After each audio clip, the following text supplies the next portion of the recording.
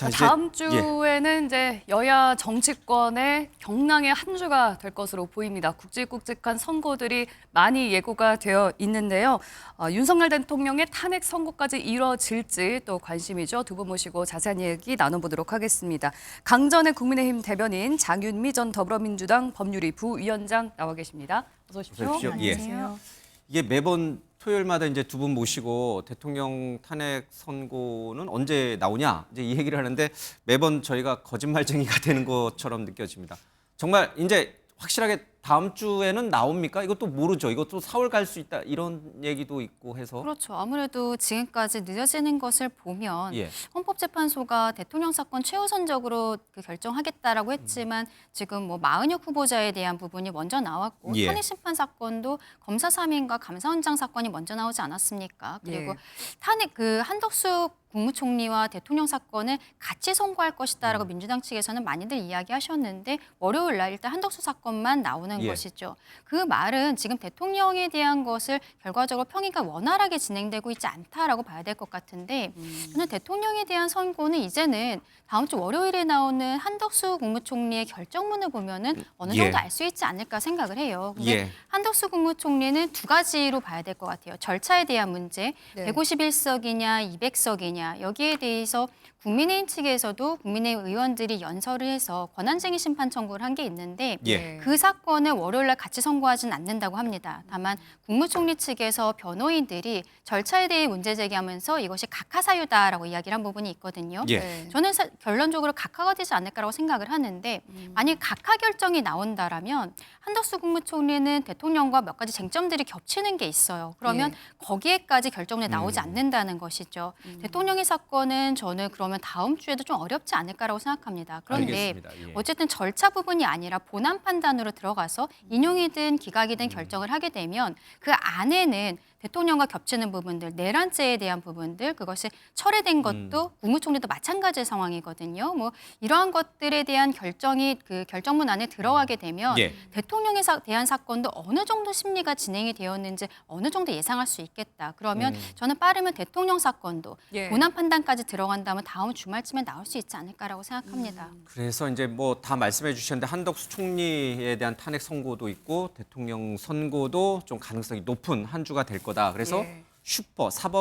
사법 슈퍼 위크다. 이제 이런 신조어까지 좀 생겼습니다. 어떻게 전망을 하세요? 이제 대통령 탄핵 선고가 사실은 제일 관심사인데 좀 나올 수 있을까요? 저는 나올 수 있는 상황이 충분히 무르익었고 당위의 문제라고도 생각합니다. 지난주에 21일 아니면 28일에는 선고가 될 것이다라고 전망을 해주셨는데 21일은 이미 넘어갔고 이제 이번 주만 남았거든요. 그렇죠. 다음 주만. 왜냐하면 다음 주까지도 나오지 않는다면 4월로 넘어가는 건데요. 예. 그러면 굉장히 촉박하고 두 명의 헌법재판관 임기가 4월 18일 날 종료되기도 하고요. 이런 점을 고려하고 또 헌재로서는 시간이 다소 걸리는 사유가 있다라고 보여집니다. 기본적으로 윤석열 대통령이 제기한 여러 절차적 문제에 대해서 예. 하나하나 법적으로 제대로 마감하지 않으면 예. 이게 또 어떻게 보면 불복의 빌미가 될 수 있다는 점을 충분히 염려하고 있는 것으로 보여서 예. 이 부분에 대해서 그냥 가부 결정만 하는 것이 아니라 법리적인 근거. 왜냐하면 탄핵 심판과 관련해서 헌법재판소가 조문을 7개 밖에 갖고 있지 않습니다. 예. 이런 부분을 고려한다면 아마 다음 주까지 나올 것 같습니다. 예. 지금 이제 뉴스 속보가 들어왔습니다. 앞서 이제 산불 저희가 전문가 연결해서 지금 상황들 심각한 상황이라고 전해드렸는데 산청 산불 어제 발생한 산청 산불에서 사망자 2명이 발생을 했고 또 2명이 고립돼 있다는 소식 좀 들어와 있습니다. 지금 전국 12곳에서 산불이 발생했습니다. 의성 쪽에서도 큰 산불이 발생해서 국가 경고 아주 심각 단계로 격상이 돼 있는 상황이기 때문에 이 산 주변으로 입산하지 마시고 또 민가 쪽에 계신 분들은 대피할 수 있는 상황도 좀 잘 챙겨 주시기 바랍니다. 예, 계속 이야기를 좀 이어가 보도록 하겠습니다. 결국에는 이번 주도 넘어가고 윤석열 대통령의 탄핵 심판이 계속 미뤄지고 있는 와중에 헌법재판소에서는 일단은 한덕수 총리에 대한 선고를 먼저 하겠다 이렇게 공지를 했는데요. 준비된 영상 보시고 계속 이어가 보도록 하겠습니다. 민주당은 29번 탄핵안을 남발한 국정 테러 세력입니다. 민노총은 조직 내부에서 간첩이 활개치도록 놔둔 내란 수주 세력입니다. 특정 테러 세력과 내란 숙주 세력은 대통령 탄핵을 겁박하는 망동을 즉각 중단하길 바랍니다. 심리 과정에서 이렇게 KTX 같은 급행선으로 전속 심리를 거부하면서 급하다고 하던 헌법재판소가 막상 변론을 종결한 다음 결정의 선고는 무려 24일이나 지나도 계속 무엇인지 완행될 장치로 본인들이 다가 아예 멈추고 있습니다. 참으로 앞뒤가 맞지 않는 모순들을 지적하지 않을 수가 없습니다. 탄핵 소추 사유가 성립되지 않은 사기 탄핵이고 절차도 간결히 많은 불법 탄핵 빨리 다음 주 후반부 나도 빨리 이 사건을 기각하시켜야 됩니다. 국민의 생존권이 위협받고 대한민국의 법치주의가 무너질 위기에 처한 지금 헌재의 조속한 판결만이 이 혼란을 정지시킬 수 있는 유일한 해결책이다. 윤석열 파면이 늦어질수록 나라와 국민이 입을 피해가 기하급수적으로 커질 게 자명한데 헌법재판소는 왜 거북이 걸음인지 국민께서 묻고 계십니다. 이 엄중한 질문에 헌법재판소가 답해야 합니다. 예, 윤석열 대통령의 탄핵 심판 선고가 나오기 전에 한덕수 총리의 선고가 먼저 나올 것이냐, 같은 날 나올 것이냐, 오전에는 누가 나오고 오전에는 뭐 대통령 선고 나오고 뭐 이렇게 나올 것이냐 여러 전망들이 많았는데 일단은 한덕수 총리에 대한 선고 기일이 먼저 잡혔습니다. 그렇죠. 앞서 말씀드린 것처럼 저희 국민의 입장에서는 한덕수 국무총리 사건을 최우선적으로 처리해달라고 말씀을 드렸던 부분들도 있었습니다. 예. 헌재에서는 뭐 앞서 감사원장이라든지 검사 3인에 대한 결정을 먼저 내리긴 했지만 그래도 다행이다라고 생각을 합니다. 왜냐하면 대통령에 대해서 파면이 선고가 되든 아니든 간에 지금 최상목 권한대행이 하고 있는 것이 좀 국가적 위기 상황에 있어서 맞는 것인가. 지금 예. 민주당에서는 최상목 권한대행도 다시 탄핵하겠다는 이야기를 하고 있는데 국정 안정을 위해서는 일단은 국무총리가 돌아오는 것이 우선순위인가 아닌가라고 생각이 들거든요. 예. 국무총리 사건에 있어서 내란죄 철회된 부분을 좀 짚어야 될 것 같습니다. 대통령 측에서도 내란죄가 철회되었기 때문에 각하되어야 된다라는 이유들을 들고 있죠. 그런데 예. 국회 측 소추단에서는 내란죄라는 것은 철회되었지만 내란 행위라는 것은 그대로 있다. 이 내란 행위라는 것을 헌법적으로 판단을 받아보고 싶다라고 이야기를 하고 있기 때문에 예. 소추 사유가 동일하다라고 지금 주장을 하고 있는 것입니다. 예. 그러면 헌법재판소 입장에서는요. 형법에서 규정하고 있는 내란죄라는 것 외에 내란 행위라는 것을 어떻게 정의할 것인지에 대해서 결정문에서 좀 먼저 이야기를 해야 되는 부분들이 있거든요. 예. 예를 들자면 우리가 나 사기당했어라고 이야기를 할 때 우리가 보통 생각하는 사기와 예. 형법상으로 사기죄가 인정되는 것은 좀 다른 부분들이 있습니다. 네. 그렇기 때문에 이러한 단어가 같다라고 해서 꼭 똑같은 의미가 있는 것은 아니거든요. 헌법재판소가 내란 행위라는 것, 여기에 대해서 어떻게 규정할 것인지에 대해서도 한덕수 국무총리 사건에 있어 좀 지켜봐야 되는 부분이고 예. 불법 계엄에 대해서 동조했다라는 거예요. 그게 내란 행위라고 지금 이야기하는 것 아니겠습니까? 예. 그러면 여기에 대해서도 어느 정도 사법적 판단이 들어가야 되는 것인데 대통령이 비상계엄을 선포할 수 있는 헌법적인 권한이 있는 것이고 근데 네. 국권문란의 목적이 있을 때 사법심사의 대상이 되는 것이거든요. 예. 그래서 민주당 측에서는 국권문란이기 때문에 뭐 여기에 대해서 내란죄다라는 형태로 이야기를 하고 있는데 예. 이 부분이 한덕수 국무총리가 뭐 국무회의에 있어서 적극적으로 참여하지 않았다라고 해도 어느 정도 그 연관된 결정문의 내용들이 들어갈 가능성이 있어요. 예. 그러면 그것을 보면 대통령에 대한 사건들이 어느 정도 좀 예상이 되지 않는가 바로 예. 그 부분이 지적이 되고 있는 것입니다. 그러니까 말씀은 윤석열 대통령의 탄핵 심판과 어느 정도 좀 쟁점들이 겹치는 부분이 있기 때문에 어느 정도 먼저 좀 사법적인 판단을 받는 것이 맞다. 그래서 한덕수 총리에 대한 선고가 먼저 잡히는 것이 맞다라고 말씀하셨어요. 근데 법리적으로 자연스러운 건요. 예. 이제 내란죄와 관련해서 주범은 윤석열 대통령 아니겠습니까? 이게 형법에 따르더라도 이 주범이고 나머지는 뭐 부하 수행 내지는 뭐 주요 임무 뭐 종사 이런 식으로 돼 있기 때문에 윤석열 대통령에 대한 내란과 관련한 사실관계를 특정하고 거기에 공모하거나 부수한 한덕수 총리에 대한 사실관계 확정이 나오는 게 더 자연스럽긴 한데요. 예. 헌재가 먼저 뭐 선고를 하기로 한 부분이 어쨌든 재량권의 범위에 있기 때문에 유불리를 단정하기는 어려워 보이고 예. 다만 강전혜 변호사님이 말씀하신 것처럼 내란과 관련한 어떤 판단이 나올 겁니다. 그러면 그것이 윤석열 대통령에 대해서 어떤 판단이 나올 것인지를 예측하는 하나의 단서가 될 것임은 분명해요. 예. 예. 검사 탄핵에도 이 부분과 관련해서 그러니까 줄 탄핵이라고 해서 이게 탄핵 권한의 남용은 아니다라는 판시가 나왔습니다. 이 네. 말인 즉슨 또 돌려 말하면 윤석열 대통령이 계엄의 사유로 이야기한 줄 탄핵은 최소한 계엄의 정당한 사유로는 보이지 않는다는 헌법재판관들의 의중을 읽을 수 있는 단서였거든요. 예. 그렇다면 이번에도 내란과 관련해서 만약에 공모 혐의가 인정되지만 탄핵에 이를 정도는 아니랄지 예. 이런 식으로 어떤 사실관계에 대한 입장이 나온다면 이거는 윤석열 대통령한테 과연 내란이 문제가 없다, 계엄도 합법이었다 이런 판단이 나오지 않는 이상 예. 불리하다고 보는 게 맞을 알겠습니다. 것 같습니다. 근데 이제 이 시청자분들을 위해서 좀 이제 두 분이 제일 법률 전문가시니까 조금 직접적으로 한번 좀 말씀을 좀 해주시면 좋을 것 같습니다. 한덕수 총리에 대한 탄핵 선고는 이러이러한 이유로 나는 기각될 것 같다, 나는 각하될 것 같다, 나는 인용될 것 같다. 그렇다면은 이것을 봤을 때 혹시 주 후반에 있을 대통령 탄핵 선고도 이 부분에서 영향을 받아서 대통령 탄핵 선고도 기각될 것 같다, 인용될 것 같다, 아니 각하될 것 같다. 이런 식으로 조금 두 분 전문가의 얘기를 좀 강렬한 메시지로 좀 듣고 싶습니다. 예. 전망을. 저는 뭐 정파를 떠나서 한덕수 총리에 대해서는 기본적으로 내란에 공모한 부분 그리고 아무런 헌법적인 근거 없이 한동훈 전 대표와 국정 운영을 하겠다고 한 부분 그리고 이 재판관을 임명하지 않은 부분 이렇게 세 갈래로 나뉠 텐데요. 이거는 뭐 이론의 여지 없이 위헌 위법하다고 보여집니다. 내란에 대해서도 소극적으로 본인이 막고자 하였다고는 합니다만 이 부분 문제가 있는 거죠. 왜냐하면 국무위원회 가장 제2의 권한을 가진 사람으로서 막지 못한 부분에 대한 책임은 있는 것이고 그리고 헌법상 아무런 권한이 없습니다. 선출된 권력이 아님에도 불구하고 국정 운영을 한동훈 대표랑 기자회견까지만 하면서 하겠다고 했어요. 부적절하다는 판단에서 자유롭지 않습니다. 네. 그리고 재판관을 임명하지 않은 것도 헌법에 333 원칙, 대법원장, 국회, 대통령 몫이 예. 있는데 국회 몫에 대해서 아무런 근거 없이 임명하지 않았어요. 예. 그런데 이 부분이 총리직에서 물러나야 할 정도의 중대한 헌법과 법률 위반인지에 대한 이 허들을 하나를 더 넘어야 되는데 예. 헌법과 법률의 위반은 있지만 중대하지 않다란 취지로 나오지 않겠는가라고 전망되는 부분이 있고요.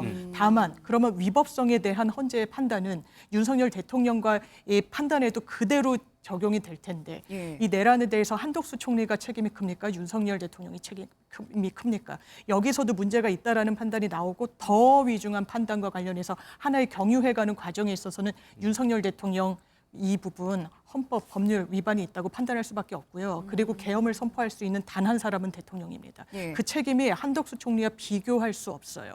가장 그 책임의 최종 종착지이기도 하면 중대성 요건도 당연히 넘을 겁니다. 그런 상황을 종합하면 저는 윤석열 대통령에 대해서는 당연하지만 인용 결정이 나올 거고 만에 하나 기각이 나온다는 건요. 상상하기가 어려운 게 사실상 이런 불법 계엄을 두 번, 세 번 하는 면허증을 주는 알겠습니다. 꼴입니다. 그 대통령 탄핵 문제는 좀 있다. 그러니까 한덕수 총리에 대해서 뭐 기각이든 인용이든 어떤 것이 나와도 대통령 네. 탄핵으로 이어지는 것, 인용으로 이어지는 거는 필연적이다. 이렇게 지금 주장하시는 저는 그렇게 거죠. 생각합니다. 우리 변호사님. 일단 국무총리 사건을 생각을 해보면 저는 각하될 것이라고 생각을 합니다. 예. 151석이냐 200석이냐 탄핵 의결 정족수에 있어서 우원식 국회의장이 본인이 임의로 151석으로 결정을 해버린 것이었거든요. 예. 그래서 한덕수 국무총리 사건을 진행하는 가운데 있어서 정영식 재판관이 국회 측에다 물어본 부분도 있습니다. 이것을 151석으로 결정을 할 때 국회 안에서 뭐 다수결이든 어떤 의결 절차가 있었어야 되는 것이 아니냐 정확히 짚은 부분이 있거든요. 그렇기 때문에 저는 기본적으로 이 절차에 있어서의 문제가 있기 때문에 들어갈 수가 없다.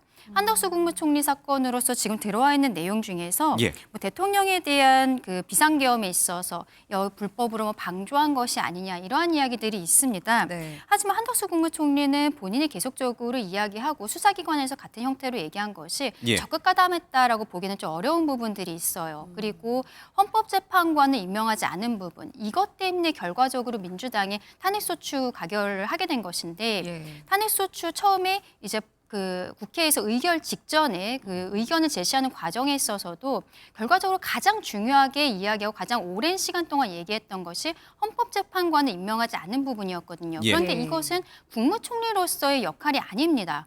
앞서 얘기했던 뭐 비상경 과정에 있어서 국무회의의 참여 여부 이런 것들은 국무총리로서의 역할이고 특검법에 있어서의 뭐 거부권 행사를 뭐 제한했다든지 이런 것들도 국무총리로서의 역할이지만 민주당 측에서 결과적으로 탄핵 소추하고 가장 중요하게 생각하는 부분은 헌법재판관을 임명한 것이거든요. 예. 그러면 그것은 대통령의 직으로서 하는 것이기 때문에 200석으로서 가결을 했었어야 되는 것이죠. 이것을 그리고 그 절차 같은 것이 전혀 없이 국회의장이 이렇게 단독으로 결정했다는 것을 받아들이기는 어렵지 않을까. 그래서 저는 본안 판단까지 가지 않고 각하로서 결정이 나오지 않을까라고 예, 생각합니다. 만약에 헌법재판관 임명 거부가 문제가 된다 하더라도 이미 의결 정족수에서 문제가 되기 그렇죠. 때문에 각하될 것이다. 네, 아예 본안을 절차에 판단하기도 있어서 전에. 이제 200석이 안 됐었기 때문에 각하가 예. 될 것이라고 생각하고 만약에 네. 본안 판단에 들어간다고 예. 해도요. 이제 헌법재판관 같은 경우에는 이후에 그 최상목 권한대행은 3명의 후보 중에서 2명은 임명하지 않았습니까? 예. 근데 마흔역 후보자 임명하지 않은 것에 대해 권한쟁의 심판 청구가 예. 들어갔고 거기에 있어서 임명하지 않은 것이 위헌 위법하다는 결론이 나오긴 했어요. 예. 다만 그것은 추후에 어떻게 보면 헌법재판소에서 확인을 해준 것이거든요. 예. 당시에 한덕수 국무총리가 임명하지 않았던 것은 여야가 좀 협의를 해달라고 예, 예. 이야기를 한 부분들이 있었고 예. 당시에는 대통령의 권한 대행이 국회 측에서 추천했다라고는 하지만 이렇게 적극적인 뭐 임명권 행사를 할 수 있는 것인가 이런 것에 대한 오히려 논쟁이 있던 상황이었어요. 그래서 예. 이것이 추후에 헌법재판소로부터 위헌 위법하다는 결정이 있었지만 당시에도 그런 결정을 그 소급해서 적용하기는 어렵다. 그것은 파면에 이를 정도로 중대한 사유라고 보기는 어렵지 않을까. 예. 그래서 저는 본안 판단에 들어간다고 해도 기각 결정이 나올 것이다라고 생각합니다. 예. 이게 이제 한덕수 총리에 대한 탄핵 선고가 그냥 총리가 복권을 하느냐 안 하느냐 이제 이 문제를 넘어서는 이제 대통령 탄핵 선고 얘기도 있고요. 지금 국민의힘에서는 지금 이제 조한창 정계선 재판관 임명한 것도 그러면 무효가 되는 거 아니냐. 네, 네. 만약에 이제 각하가 네. 한덕수 총리에 대한 것이 각하가 된다면은 그거를 이제 문제시 삼겠다라고 얘기를 네, 했단 맞습니다. 말이에요. 정말 두 재판관까지 문제 삼고 그래서 두 재판관이 만약에 임명된 게 취소가 되나요? 그렇게 해서 빠져나가면 대통령 탄핵 선고 또 못하게 되는 거잖아요. 그런 주장을 국민의힘에서 하고 예. 있죠. 그런데 일단 1차적으로 각하가 나오기 어려운 부분이 헌법의 65조 2항을 보면 탄핵과 관련해서 대통령만 가중 요건으로 해놓고 있어요. 예. 나머지 고위 공무원, 탄핵 대상이 소추가 될 수 있는 공무원들과 다르게 한 건 이 헌법적 해석을 한다면 최고 선출된 권력이기 때문에 그 직에 대해서 그 예. 직에 임하고 있는 자에 대해서 가중 요건을 한 겁니다. 국회의 제적의원의 3분의 2 이상이라는. 그런데 한덕수 총리는 대통령이 아니죠. 대통령의 대행이라고 대통령이 탄핵소추됨으로써 그 자리에 있는 그 임무를 수행하는 자이기 때문에 이 부분이 문헌상 해석을 한다면 대통령에 대해서만 가중 요건이 있는 것으로 해석이 되고요. 예. 설사 각하가 되더라도 이 부분이 소급해가지고 왜냐하면 기본적으로 사후적인 판단인 거지 국회를 통과하는 그 순간 직무집행은 정지가 되도록 돼 있습니다. 직무집행이 정지가 돼 있으면 법률과 헌법에 따라서 그 차순위인 경제부총리가 대행을 하게 되는데 예. 그 법률 행위, 임명이나 무슨 이런 여러 가지가 다 무효다? 그러면 똑같은 논리로 경찰 인사한 거 무효로, 거부권 행사한 거 다 무효로 돼야 되는 겁니다. 예. 이건 정파를 떠나서 법리적으로 판단하면 될 일인 것 같습니다. 대혼란이 올 수도 있겠다. 예. 근데 일단은 거기에 대해서는 법률적 판단을 한번 받아봐야 되는 것이죠. 각하 같은 경우는 처음부터 문제가 있었다. 처음부터 무효라는 결정이 나오는 것이기 때문에 그 이후에 최상목 권한대행이 임명한 2명의 후보자 여기에 대해서 지금 국민의힘은 우리 측에서 문제 제기하겠다라고 하지만 예. 실제로 만약에 소송 같은 것이 이루어지게 되면 당사자 적격이 없다라고 볼 수 있어요. 그러면 대통령이나 지금 박성재 법무부 장관도 결심했는데 아직 결정이 예. 나오지 않은 상황이거든요. 이 2명 같은 경우에는 당장 그 2명의 재판관으로부터 결정문을 받아야 되는 사람이기 때문에 예. 이쪽에서 문제 제기가 들어갈 수 있습니다. 말하자면은 임명에 대해서 무효 확인 청구를 한다든지 이런 이런 형태를 하는데 이것도 역시 헌법재판소에다가 청구를 하는 거기 때문에 예. 그 기간이 오래 걸릴 거라고 생각하진 않아요. 스스로가 결정을 하는 것이기 때문에 다만 이 부분은 정말 중요한 것이고 각하가 되었을 때 이게 소급해서 무효가 되는가 그 과정에 있어서 최상목 권한대행이 했었던 그런 모든 그 집행 과정들이 다 무효가 되는 것인가에 대해서는 지금 뭐 명확한 판례나 법 규정이 없기 알겠습니다. 때문에 문제인 예. 것입니다. 예. 할 얘기가 많아가지고 이제 좀 빨리 진행을 해야 되는데 그래도 궁금한 게 하나 있어서 좀 여쭙고 가겠습니다.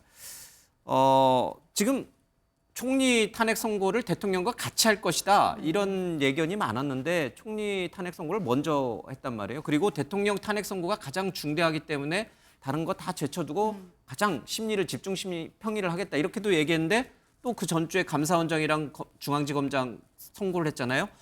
근데 이거는 또 보수층에서 국민의힘에서 많이 요구했던 사안이에요. 그렇죠? 네. 헌재가 다 들어주고 있는 거예요. 보수층이 요구하는 거를. 네. 그럼 이게 어떤 정치적 의미가 있는 건가? 아니면 정말 대통령 탄핵 선고와 관련해서 헌재 재판관들의 의견이 너무나 계속 이제 이렇게 충돌하니까 그냥 이렇게 자연스럽게 뒤로 밀린 건가? 아니면 어떤 복선을 깔아두고 이렇게 선고 시기를 이렇게 달리 가고 있는 건가? 보수층에서 요구하는 걸 다 들어주는 거는 어떤 복선을 갖고 있는 건가? 아니면 그냥 정말 그냥 그 자체로서 대통령 탄핵 선고가 밀리는 건가?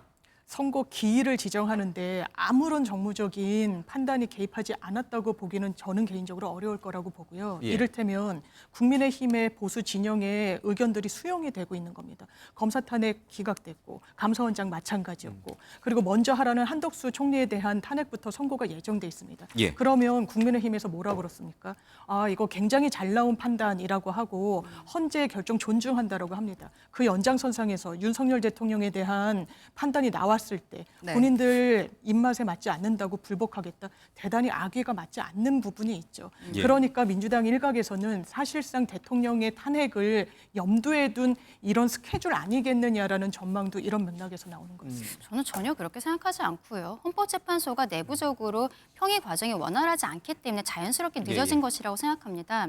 대통령이 구속 취소 결정이 나오고 석방이 되었을 때 그때 많은 법조인들이나 언론인들은 대통령 측에서 어떤 변론 제기 신청 같은 걸 하지 않겠느냐라는 예. 얘기들이 있었는데 변호인 측에서 하지 않으면서 국민들께서 필요하시다라고 이야기를 한 부분이 있어요. 그리고 대통령 변호인 측에서도 지금은 신속한 결정을 내려달라고 말씀드리고 있는 예. 상황입니다. 예. 그리고 헌재 스스로가 우리 국민들께 대통령 사건을 가장 먼저 처리하겠다고 이미 약속을 했었거든요. 스스로가 지키지 못하고 있는 것입니다. 그 말은 본인들 내부에서의 평의 절차가 좀 오래 걸리고 있다라고 생각하는데 이것은 저는 더 이상 국민들이 지금 집회도 너무 격화되고 있는 부분들이 예, 예. 있고 두쪽이 나고 있고 헌재 스스로가 책임을 좀 회피하고 있다는 전 생각이 드는데 이제는 어떤 인위적인 8대0이라든지 그 의견을 조율하기보다는 본인들이 각각 생각하고 있는 것을 이름이 기명으로 들어가는 거거든요. 예, 예. 결정문에. 생각하시는 대로 이제 결정을 내리시면서 마무리해 주는 것이 맞지 않는가라고 예. 생각합니다. 한덕수 총리에 대한 심판에 관심이 쏠리는 이유 중에 하나 더 앞서 이제 장유미 부위원장님은 말씀을 해주셨습니다만 한덕수 총리의 선고 결과에 따라서 윤석열 대통령의 탄핵 심판 선고를 어느 정도 예측해 볼 수 있을 것인지 장 부위원장님은 기각이든 인용이든 윤 대통령의 파면은 피할 수 없을 거다 이렇게 말씀을 해주셨거든요. 저도 뭐 완전히 연결이 되어 있다고 생각하지는 않습니다. 왜냐하면 한덕수 국무총리는 국무회의에 있어서도 뭐 적극적으로 참여를 했다거나 그런 것들은 아니고 예. 나머지 헌법재판관 뭐 임명하지 않은 문제라든지 이런 것들은 대통령과는 별 관련이 없는 부분들이거든요. 예. 그렇다면 근데 제가 앞서 말씀드린 것처럼 이 결정문 안에 내란죄가 철회된 것에 대해서 어떻게 판단하는가 네. 그리고 내란 행위라는 것에 대해서 헌법재판소는 어떻게 보고 있는가 예. 이런 예. 것들에 대한 내용이 결정문에 들어갈 수 있습니다. 근데 만약에 아까 저는 각하될 거라고 말씀드렸잖아요. 각하를 결정에 나오면 그런 내용 안 들어갈 수 있는데 예. 본안 판단에 들어가면 그런 내용들이 들어갈 거라고 생각해요. 그럼 그 내용을 봤을 때 대통령에게 어떠한 어느 정도의 심리가 진행이 되었고 어느 정도의 기준을 가지고 판단할 것인지는 좀 그 한덕수 국무총리 결정문 안에서 팁을 예. 얻을 수 있지 않을까라고 생각합니다. 북한 문란을 내란죄로 헌재가 볼 것이냐 보지 않을 것이냐 그것을 한덕수 총리 선고에서 우리는 엿볼 수 있다. 네. 알겠습니다. 예. 자, 그리고 한덕수 총리의 선고가 나고 한 이틀 뒤죠. 또 중요한 선고가 예고되어 있습니다. 이재명 대표의 선거법 위반 2심 선고가 예정되어 있는데요. 먼저 관련된 영상부터 보고 오시겠습니다. 이재명 대표에게 유죄가 나온다. 헌법재판소에도 자신 있게 인용을 8대0으로 때릴 것이다 라는 얘기가 나오고 있습니다. 2심 선고에서 이재명 대표가 무죄가 나온다. 지금 만약에 탄핵의 기각이나 각하 의견을 내고 있는 재판관들이 계시다면은 굉장히 세게 각하나 기각을 주장할 것이다 라는 얘기가 오늘 헌재가 지금 국힘이나 그 보수 측에서 주장하는 이런 여러 가지 말도 안 되는 개변에 끌려가고 있는 것이 아닌가 이런 우려를 할 수밖에 없습니다. 이재명 대표의 그 재판 일정이 3월 26일 이후에 네. 탄핵 심판 결정을 해라. 이것도 국힘 쪽의 요구인데 사실상 거기에 수순을 맞춰가지 않느냐 이런 이제 상황입니다. 그래서 여기에 대해서는 저희들이 매우 심각하고 중대한 그런 문제다 이렇게 보고 있고요. 네. 예, 이것도, 월요일에 예. 한덕수 총리의 선고가 나고 수요일에 이재명 대표의 선고가 있고 만약에 그 사이에 윤 대통령의 선고가 이뤄지지 않는다면은 네. 이재명 대표의 항소심 선고가 있고 난 뒤에 이제 윤 대통령의 선고가 잡힐 것으로 보이거든요. 어떻게 보십니까? 근데 지금 들으신 것처럼 이준석 대표 이렇게 예. 헌재가 마치 정치 판단하는 것처럼 이야기하면 이 사법 질서가 이 체계가 약간 낯선 분들한테 대단한 오해를 초래할 수 있는 겁니다. 네. 그럼 이 말인즉슨 이재명 대표의 공직선거법 사건이 유죄로 나오면 헌재가 윤석열 대통령을 기각하거나 예. 각하할 거라고 하는데요. 그러면 판단을 숨죽이고 헌재가 탄핵을 인용할 지켜보다가 거라고 했죠. 예, 예. 예. 그럴 거라는 건 일단 있을 수가 없고요. 법률적인 쟁점이 겹치지 않는 완전 않습니다. 다른 재판이니까요. 맞습니다. 그래서 정치적으로 어떤 뭐 유불리는 판단할 수 있겠습니다만 예. 예. 이게 여기에 직접적으로 결정에 영향을 줄 것이다라는 건 완전히 이건 오인이라고 말씀드리고 싶습니다. 예. 근데 그 얘기를 하기에 앞서서 사실은 이재명 대표의 이 항소심 선고, 공직선거법 위반 혐의와 관련해서 어떻게 전망하는지를 사실 먼저 들어야 되거든요. 그리고 나서 이 선고 결과가 뭐 정치적인 일정이라든지 또 대통령 탄핵 선고와 관련해서 어떤 연관성이 있는 것인지 그런 부분에 대해서 좀 의견을 여쭤야 되는데 조금 이렇게 바뀌긴 했지만 어쨌든 이재명 대표의 공직선거법 위반 사건은 어떤 사건입니까? 그거 좀 다시 한번 좀 상기시켜 주시고 2심에서 어떻게 그러니까 이거는 이제 형사 재판이에요, 네. 그렇죠? 어떤 결정이 나올 걸로 예상하세요? 일단 이재명 대표가 대선 과정에 있어서 이야기했었던 부분들이 문제가 되는 것인데 그 대장동 사건과 백현동 사건이 있습니다. 이게 이재명 대표가 성남시장이었던 시절에 예. 개발이 굉장히 크게 이루어졌던 것이거든요. 근데 두 가지 개발 사업이 다 굉장히 비리가 있는 것이 아닌가. 그리고 관련자들이 지금 줄줄이 형사처벌들을 받고 있는 상황이에요. 예. 근데 이재명 대표 입장에서는 본인이 대선 주자로서 나왔는데 말하자면은 대장동 사건에 있어서 성남도시개발공사에서 그 실무자로 있었던 김문기 씨, 이 사람을 아느냐 마느냐 이것에 대해서 이야기를 한 것이 말하자면 자신은 대장동 사건과 무관하다 이러한 이야기를 하기 위해서 그런 표현을 쓴 것이 아니냐라고 보는 것이고 백현동 사건에 있어서 뭐 용도 변경이 사종 상향이 되었다든지 이런 것들이 있어서 본인이 성남시장 시절에 마지막으로 승인을 한 것은 맞지만 이것이 당시 박근혜 국토부로부터 협박을 받았기 때문에 어쩔 수 없이 한 것이다. 그러니까 역시 백현동의 그 개발 비리와 본인은 전혀 상관이 없다라는 이야기를 하기 위해서 이런 표현을 했다는 거예요. 그래서 그것이 사실이 아니다. 허위사실 공표로서 공직선거법 위반으로서 기소가 된 것이거든요. 근데 2년이 넘는 시간 동안 그 재판이 진행이 되면서 1심이 지난 11월 15일에 나왔고 항소심이 다음 주 수요일에 이제 결정이 나오는 것입니다. 1심에서는 김문기를 아느냐 모르느냐를 부분을 좀 잘라서 결정을 했어요. 골프를 같이 치지 않은 것처럼 이야기한 것은 유죄다. 이런 형태로 일부 유죄가 나오고 예. 백현동 관련해서는 모든 발언이 그 유죄다라고 나온 것이죠. 여기에 문제는 그때 벌금형으로 많은 분들이 예상을 했었는데 징역 1년에 집행유예 2년이 나온 것입니다. 그 이재명 대표 그때 굉장히 충격받은 그 표정이 나왔었는데 이게 뭐가 문제냐면 이재명 대표도 변호사이기 때문에 잘 알고 있는 거예요. 항소심이 진행이 되었을 때 아예 무죄가 되지 않는 이상은 형종, 그러니까 징역형에서 벌금형으로 바꾸는 게 실질적으로 너무 어려운 일이거든요. 근데 이재명 대표는 벌금 100만 원 미만을 받아야만 이 피선거권이 계속적으로 있는 상황이 되는 것이죠. 그게 실질적으로 어려운 것이 있습니다. 그런데 김문기 사건과 관련해서는 항소심에서 그 재판부가 검찰에게 그 공소 요지 그 사실을 좀 정리를 해달라고 했어요. 예. 그 부분이 지금 민주당 측에서는 무죄를 쓰기 위해서 정리해달라고 한 것이 아니냐라고 보는 예. 것이고 국민의힘 측에서는 일부 무죄가 나왔던 것을 오히려 전부 유죄로 바꾸기 위해서 공소 사실을 정리한 것이 아니냐라고 예. 보는 것이죠. 예. 근데 지금 김문기를 안다 모른다가 혹시라도 무죄로 전체 무죄가 나온다고 해도 백현동 사건 같은 경우에는 본인이 그때 경기도지사였던 시절이긴 합니다만 판례를 가지고 나와서 네. 굉장히 대선 주자로서의 모습을 보이기 위해서 예. 허위 사실을 이야기했다라는 것이 판결문에 너무 명확히 남아 있는 부분이 있어서 예. 이게 실질적으로 100만 원 미만의 형이 나오기에는 쉽지 않을 것 예. 같다라는 것이 좀 법조계의 중론으로 보입니다. 국토부 공무원이 외압을 행사했다. 이제 이 표현은 이제 굉장히 좀 벗어나기 어려울 거다. 네, 맞습니다.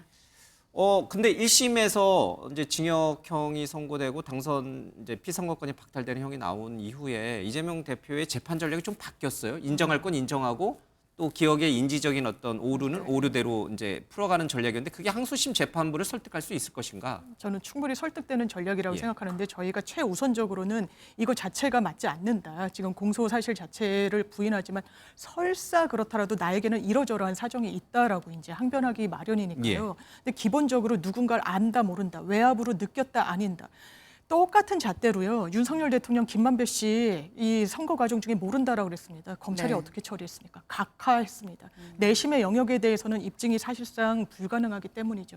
이렇게 누구를 안다 모른다로 정치인을 기소한 전례가 있는지 검찰에 묻고 싶습니다. 예. 만약에 2심에서 또 당선 무효형이 유지가 된다면 이재명 대표의 대선 가도에는 이제 어떻게 영향을 미치게 될까요? 대선까지 가는 데는 문제가 없을까요? 저는 정파를 떠나서 일단 이 부분이 정말 실형이 선고된 거, 집행유예도 실형이 선고된 겁니다. 실형이 선고되고 민주당이 430억 원을 넘게 이렇게 반환을 해야 될 비난 가능성이 높은 범죄라고 항소심 재판부가 과연 볼 것인지. 그래서 형이 대폭 감해지거나 무죄 가능성이 상당히 열려 있다라고 보여지고요. 그럼에도 불구하고 그럼에도 만약에 불구하고 나온다면 이게 정치적인 변수로 작동할까 여부가 문제지 않겠습니까? 예. 그런데 이재명 대표를 둘러싼 이런 재판 과정들과 이 결과가 이미 모든 지지율과 이런 정치적인 국면에 상수로 자리 잡은 지 오래된 것 같습니다. 선반영돼 있다. 예, 이런 저인망식 수사, 아주 샅샅이 하는 이 압수수색, 이재명이랑 세 글자를 빼면 이 수사는 사실 설명되지 않습니다. 예. 윤석열 대통령의 정적인 지위가 아니라면 설명되지 않는 수사를 했다라는 점이 이미 지금 이 국면에는 충분히 반영돼 있기 때문에 정치적 변수 크게 되지 않을 것 같습니다. 민주당에서는 이제 최악의 경우까지 좀 생각을 해보자면 대통령의 탄핵 선고가 계속 미뤄지고 있는데 이게 4월 이후로 막 넘어가서 향후에 이재명 대표의 최종심 판단이 대선이 이뤄지기 직전에 나와버리면 정말 최악의 경우에는 그때 대선을 코앞에 두고 후보를 교체해야 되는 상황까지도 생각은 해둬야 되지 않겠습니까? 이게 물리적으로 불가능한 건 아닙니다만 현실적인 가능성은 저 개인적으로는 좀 의문이고 말씀 예. 주신 대로 실제로 이 부분과 관련해서 당선 무효에 가능한 그러면은 피선거권이 지금 집행유예형이 그대로 유지가 된다면 네. 10년이 박탈되는 겁니다. 예. 그건 국회의원직뿐만 아니라 대통령직 선출할 기회 자체도 박탈이 예. 되는 거고 예. 그럼 법률적으로는 그런 가능성이 있겠지만 저는 현실적으로는 어렵다고 생각합니다. 그럼에도 후보 교체로까지는 나가지 갈 않겠다. 가능성은 없습니다. 국민의힘은 제일 희망하는 시나리오가 이재명 대표가 항소심에서 피선거권 박탈형이 나오고 대통령이 복귀하는 거죠. 그렇죠. 그쵸. 대통령이 이제 대통령 선거는 기각이나 복귀한다면은 각하되는 실상 거. 이재명 대표에 대한 부분들은 대법원 판단까지도 있는 것이고 일단 예. 저희 입장에서는 이재명 대표의 항소심이 뒤집힐 것이라고는 전혀 생각하고 있지 않기 그러니까요. 때문에 거기에서 유죄가 예. 나오고 대통령에 대한 선고는 기각 또는 각하로 대통령이 복귀하는 거. 이게 제일 국민의힘에서 고수층에서 좋아하는 베스트 시나리오인데 네. 이게 이제 뒤바뀔 수도 있어요. 시나리오니까. 예. 이재명 대표에 대해서 갑자기 뭐 100만 원 이하형이 나오고 네. 대통령은 파면당할 수도 있고요. 맞습니다. 그러니까 여러 이제 뒤바뀔 수도 있는데 어쨌든 여러 가지 시나리오 조합이 가능한데 이 경우는 어떻습니까? 이재명 대표에 대해 상소심에서 100만 원 이상 그러니까 네. 피선거권 박탈령이 나왔고 대통령에 대해서는 인용 그래서 파면됐어요. 그래서 조기 대선이 치러져요. 네. 그러면 조기 대선을 준비해야 되잖아요, 국민의힘. 그렇죠. 이 준비를 지금 하고 있나요?